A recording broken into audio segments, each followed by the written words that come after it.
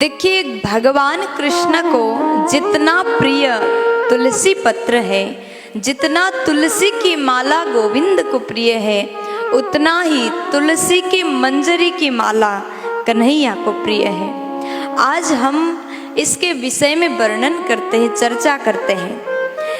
कहा गया, यदि व्यक्ति तुलसी की मंजरी के माला भगवान को चढ़ाता है, पहनाता है, धारण कराता है, उसकी भी किस्मत चमक जाता है। तुलसी के बारे में आपने बार बार सुना, तुलसी के वृक्ष के सामने बैठने से किसी भी प्रकार के रोग आपको छू नहीं सकते। तुलसी की माला भगवान को चढ़ाने से आपके घर में दरिद्रता आ नहीं सकती।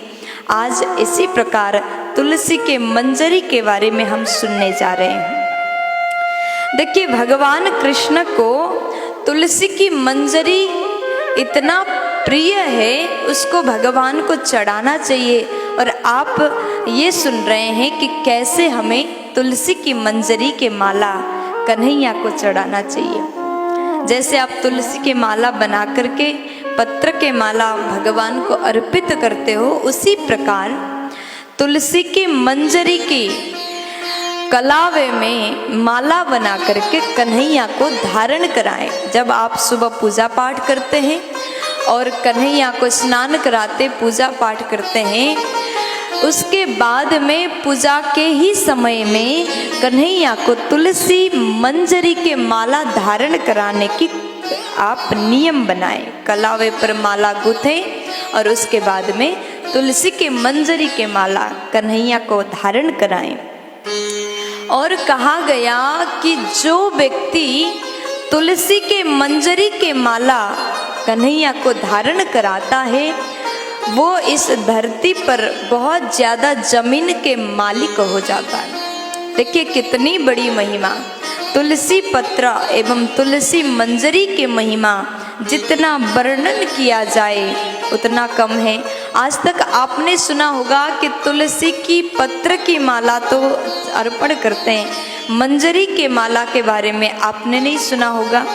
तुलसी के मंजरी के माला कन्हैया को पहनाने से व्यक्ति जमीन का मालिक हो जाता है। और यहाँ तक शास्त्र ने कहा, जो व्यक्ति तुलसी मंजरी की माला चढ़ाता है उसको कन्हैया के चरण में भक्ति मिलता है।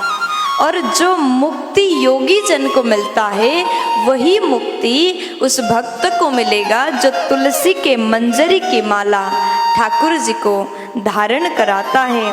तो आप सभी कोशिश करें, हम रोज नियम हो सके, नियम बना सके तो बहुत अच्छी बात, लेकिन कम से कम एकादशी के दिन में या फिर कम से कम हफ्ते में 1-2 बार तो तुलसी के मंजरी की माला भी कन्हैया को धारण कराएं।